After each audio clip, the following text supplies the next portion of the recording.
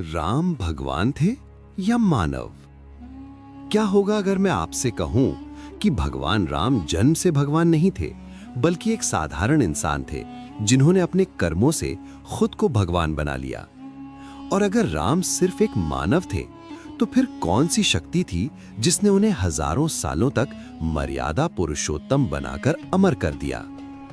ये कहानी है उस युग की जब धरती पर अधर्म अपने चरम पर था और हर दिशा में भय और अन्याय का अंधेरा फैल चुका था। राक्षसों का आतंक इतना बढ़ चुका था कि ऋषि मुनि तक अपने यज्ञ पूरे नहीं कर पा रहे थे।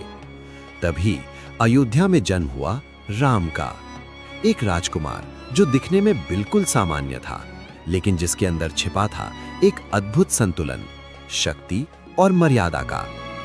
बचपन से ही राम ने कभी अपनी ताकत का प्रदर्शन नहीं किया, न ही उन्होंने खुद को कभी भगवान बताया, बल्कि उन्होंने हर रिश्ते को, हर कर्तव्य को एक आदर्श इंसान की तरह निभाया।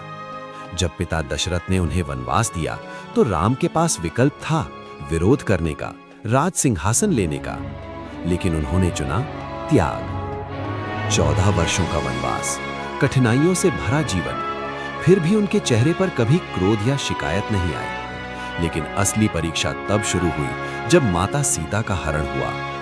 ये एक ऐसा क्षण था जहां कोई भी इंसान बदले की आग में अंधा हो सकता था, लेकिन राम ने जल्दबाजी नहीं की। उन्होंने मित्र बनाए, सेना तैयार की और हर कदम धर्म के अनुसार उठाया। फिर आया वो भयानक युद्ध, राम और रावण के बीच। रावण एक महान विद्वान, एक शक्तिशाली राजा जिसके पास अपार शक्तियां थीं, लेकिन राम ने उसे हराया सिर्फ अपनी ताकत से नहीं, बल्कि अपने संयम, धैर्य और धर्म से। और जब रावण मृत्यु के करीब था, तब राम ने उसे ज्ञान देने का अवसर दिया और उसके अंतिम संस्कार का सम्मान भी किया। यही वो पल था जहां एक इंसान भगवान बनने की सीमा को पार कर चुका था। राम ने कभी चमत्कारों से दुनिया को प्रभावित नहीं किया, उन्होंने कभी अपनी दिव्यता का प्रदर्शन नहीं किया, बल्कि उन्होंने दिखाया कि एक सच्चा इंसान अपने कर्मों से, अपने त्याग से भगवान से भी ऊंचा स्थान पा सकता है।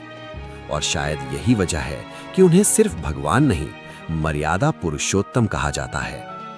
तो अब सवाल आपसे है, राम भगवान थे या एक ऐसे इंसान जिन्होंने पूरी मानवता को भगवान बनने का रास्ता दिखाया?